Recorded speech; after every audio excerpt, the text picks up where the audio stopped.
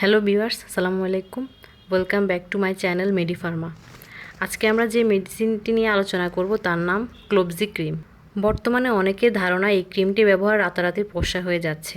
আজকে আমরা আলোচনা করব এই ক্রিমটি আপনাদের জন্য কতটুকু সেফ বা উপকারী।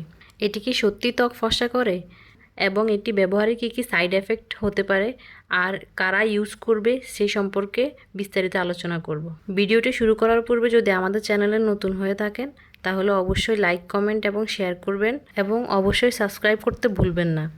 সাথে পাশে থাকা বেল আইকনটি অবশ্যই ক্লিক করে রাখবেন যাতে নতুন নতুন ভিডিও এলে প্রথমে আপনার কাছে পৌঁছে যায়।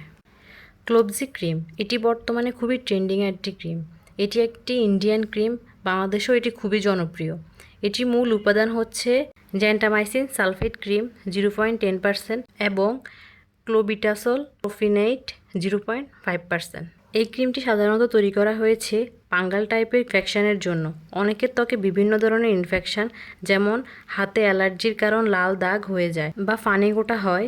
আবার দেখা যায় যে অনেকের মুখে, কপালে ফাঙ্গাল একনি হয়েছে। তাদের ক্ষেত্রে ক্লোবজি এই ক্রিমটি ডক্টর সাজেস্ট করে থাকে। বাট যখন এই ক্রিমটি ফাঙ্গাল ইনফেকশনের জন্য ব্যবহার করা হয় তখন দেখা যায় ফাঙ্গাল ইনফেকশন বা ফাঙ্গাল একনি দূর হয়ে যায় এবং 1 থেকে 2 শেড ফর্সা হয়ে যায়। তখন অনেকে ধারণা হয় যে এটি অ্যাপ্লাই করলে ফেসটা ফর্সা হয়ে যাবে, কিন্তু তারা এটিই জানে না এই প্রোডাক্টটি একটি স্টেরয়েড ক্রিম। আসলে স্টেরয়েড ক্রিম কি? স্টেরয়েড ক্রিম হচ্ছে এমন একটি ক্রিম যা সাধারণত ফেসের নয়, যাদের ফাঙ্গাল একনি, র্যাশ সমস্যা তাদের ডক্টররা সাজেস্ট করে। যেহেতু এটি স্টেরয়েড ক্রিম, তাই এটি ফেসে রেগুলারলি অ্যাপ্লাই করলে স্কিন পাতলা হয়ে যাবে। এতে রোদে গেলে স্কিন লাল হয়ে যায়, ত্বক উঠে যায়, পুড়ে যায় বা ঝলসে যায়। অবশ্যই ফেস স্কিনের জন্য স্টেরয়েড ক্রিম অ্যাভয়েড করা উচিত আর প্রয়োজনে ডাক্তারের পরামর্শ নিয়ে এটি ব্যবহার করবে।